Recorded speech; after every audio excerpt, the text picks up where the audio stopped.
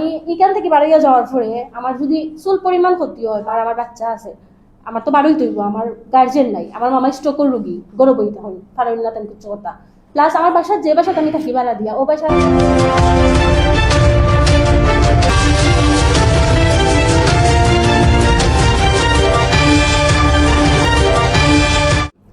আজ আমি মোসাম্মদ ফাতেহা আক্তার মিম, Sylhet city corporation ৭ নং ওয়ার্ডের বনকলাপাড়ার বাসিন্দা। আমি এক চরম অন্যায়, অত্যাচারের এবং নির্মম নির্যাতনের শিকার হয়ে আজ আপনাদের সামনে হাজির হয়েছি। আমার উপর ঘটে যাওয়া অমানবিক নির্যাতন, প্রতারণা এবং প্রশাসনের হুমকি প্রতিকার চেয়ে আমি গত ৮ জুন ২০২৬ ইংরেজি তারিখে ঘটনার প্রেক্ষিতে সিলেট এয়ারপোর্ট থানায় একটি লিখিত অভিযোগ দায়ের করেছি। প্রশাসনের পাশাপাশি আপনাদের শক্তিশালী লিখনী ও প্রচার মাধ্যমের সাহায্য দেশবাসী ও ঊর্ধ্বতন কর্তৃপক্ষদের দৃষ্টি আকর্ষণ করার জন্য আজ এই সংবাদ সম্মেলনের আয়োজন করেছি। সাংবাদিক বন্ধুগণ, আমি একজন অসহায় ও আইন মান্যকারী নারী।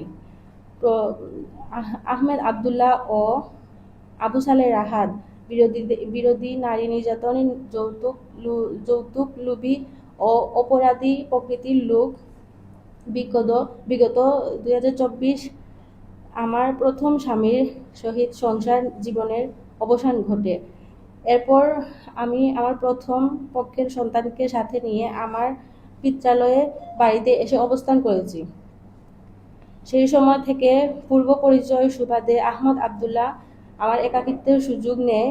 সে আমার ও আমার সন্তানের সমুদয় ভরণ পোষণ বহন করার আশ্বাস দিয়ে আমাকে বিবাহের বিভিন্ন প্রলোভন ও ফুসলাতে থাকে। এক পর্যায়ে নিজের এবং আমার অবুঝ সন্তানের ভবিষ্যতের কথা চিন্তা করে আমি আহমদ আবদুল্লাহর প্রস্তাবে রাজি হই। গত ২০ নভেম্বর ২০২৫ খ্রিস্টাব্দ তারিখে আমরা শরীয়ত মোতাবেক ও কাবিননামা রেজিস্ট্রি মূলে বিবাহ বন্ধনে আবদ্ধ হই। বিয়ের পর থেকেই আহমদ আবদুল্লাহ আমার পিত্রালয়ে বাড়িতে আমার সাথেই বসবাস করে আসছিল।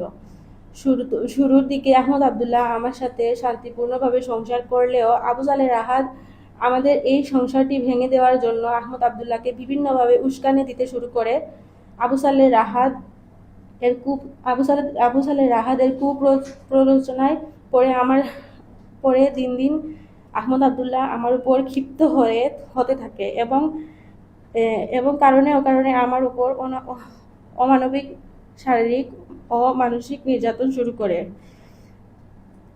আজ জাতীয় বিবেক সাংবাদিক বন্ধুগণ, উল্লেখ্য যে বিয়ের পর থেকে আজ পর্যন্ত তারা আমার বা আমার সন্তানের কোনো ভরণ পোষণ তো দেয়নি, উল্টো আবু সালেহ রাহাত এর প্ররোচনায় আহমদ আবদুল্লাহ আমার নামে মিথ্যা বদনাম এনে অকথ্য ভাষায় গালিগালাজ করে ও মারপিট করতে থাকে।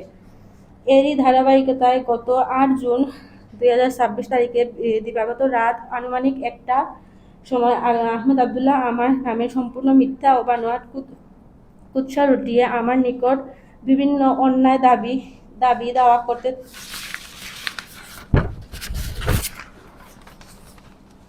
শুরু করে। আমি যখন তার এই অন্যায় কার্যকলাপের প্রতিবাদ করি, তখন আহমদ আবদুল্লাহ হিংসা হয়ে আমার এলোপাথারি মারধর করে শরীরে বিভিন্ন স্থানে গুরুতর নীলাফলা জখম করে। আমার সুর চিৎকার শুনে পরিবারের লোকজন এগিয়ে এসে আমাকে রক্তাক্ত ও মারাত্মক জখম অবস্থায় উদ্ধার করেন। সেই সময় আহমদ আবদুল্লাহ আমার পরিবারের লোকজনের সামনে দস্তাদস্তি করে জানায় যে সে আমার সাথে সংসার করবে না এবং আমাকে তালাক দিলেও কাবিনের কোনো টাকা দেবে না। এই বিষয় নিয়ে কোনো প্রকার বাড়াবাড়ি করলেও আমার ও আমার পরিবারের যে কোনো ধরনের ক্ষতি করবে বলে হুমকি দিয়ে থাকে।